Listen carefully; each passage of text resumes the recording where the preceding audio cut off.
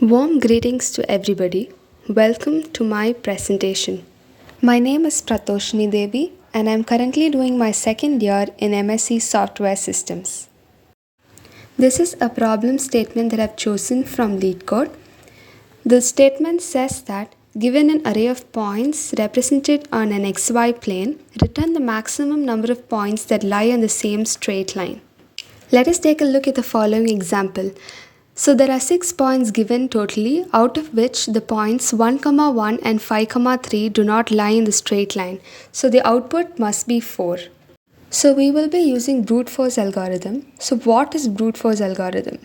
So brute force algorithm is nothing but looking into all possible solutions and finally coming to a conclusion with one best solution. So that is known as brute force algorithm. Moving on, we will look into unordered map. An unordered map is considered equivalent to a dictionary in Python. It is a container that stores the key value as well as the mapped value. The key value is unique and the mapped value is the content associated with the key. Both the key and the mapped value can be of any other data type, be it predefined or user-defined.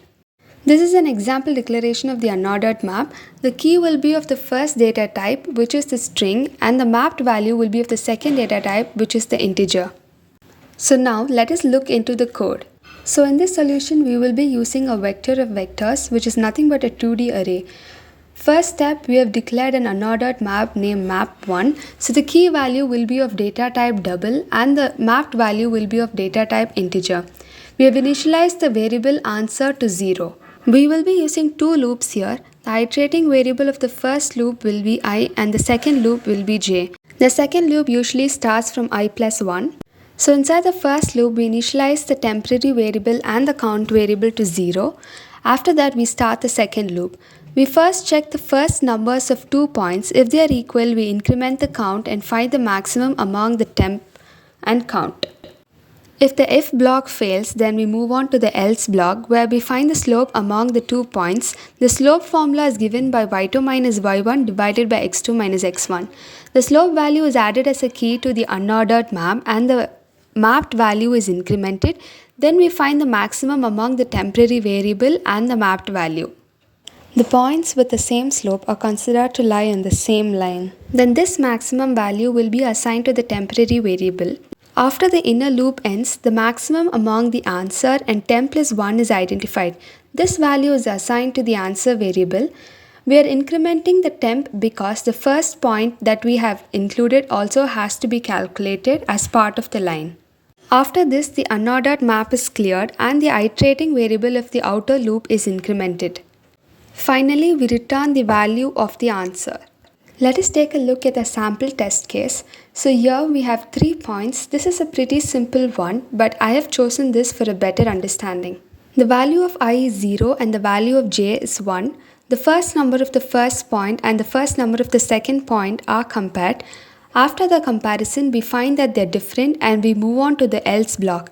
In the else block, the value of slope is calculated. After the calculation of slope, we get the value as 1 and 1 acts as a key in the unordered map. The temporary variable is calculated by taking the maximum among the temporary variable and the value in the unordered map.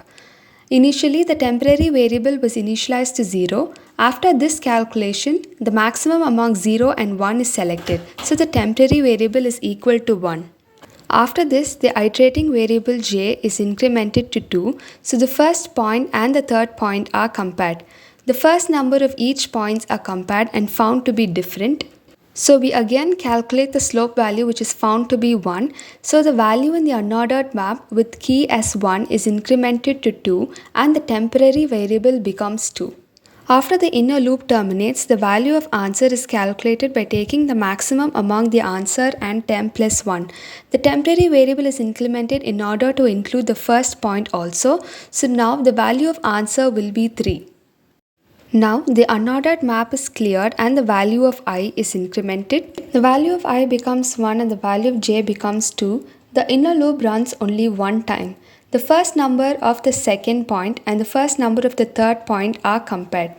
As the numbers are different, the same procedure is being repeated again. The slope value is calculated and the temporary variable becomes 1. The maximum among 3 and 2 is 3, so the answer is 3. Therefore 3 is returned. This is the required answer for the given test case. Let us now take a look into the time complexity. It quantifies the amount of time taken by an algorithm to run as a function of the length of the input. The maximum time complexity here is big O of n square as we are using 2 loops. Next, we will look into the space complexity.